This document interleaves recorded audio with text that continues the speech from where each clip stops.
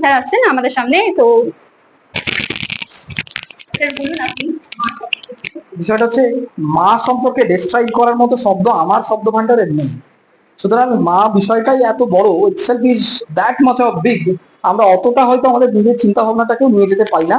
তো মা সম্পর্কে এক্সপ্লেন করার ক্ষমতা বা ঔদ্ধত্য কোনোটাই আমার নেই। ব্যাপারটা হচ্ছে আমরা ভারতবাসীরা মে মাসের দ্বিতীয় রবিবার, মানে ম্যান্ডেটারি নয় যে 10 তারিখে আমাদের এই মাদার্স ডে আমরা পালন করি, দ্বিতীয় রবিবারটা আমরা পালন করি, যদিও মায়েদের জন্য কোনো পার্টিকুলার দিন হয় না।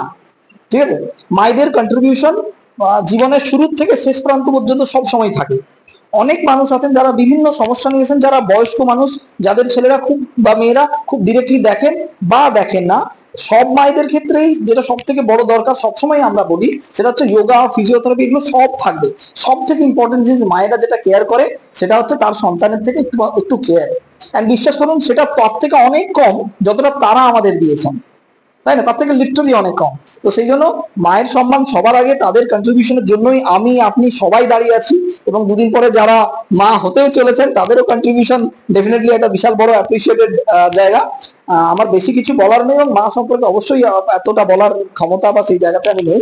আশা করবো আপনারা যারা মা হয়েছেন বা অনেকেই আছেন যারা ম্যারিড, যাদের বাচ্চা রয়েছে, তারা এই বিষয়টাকে আরো অনেক ভালোভাবে এক্সপ্লেন করতে পারবেন।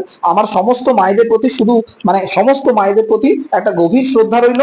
এবং মায়েরা আছে বলেই আমরা এখানে আছি। আমার মায়ের ইন্সপিরেশন সবসময় আমার সাথে থাকে, এবং আমার মা সবসময় আমাকে বলেন তুমি এগিয়ে যাও, এগিয়ে যাও, আমি তোমার সাথে আছি। তো মায়েদের ছত্রছায়া আমরা যখন গাড়ি বাইক চালাই, হাঁটাহাঁটি করি, কারো সাথে কথা বলি, যেটা সব থেকে ইম্পর্টেন্ট দরকার হয় বা প্রয়োজন হয়, দ্যাট ইজ সেলফ কনফিডেন্স। এই সেলফ কনফিডেন্সটাই আছে আমাদের পেছনে, কি সাপোর্ট আমাদের হাতে রয়েছে।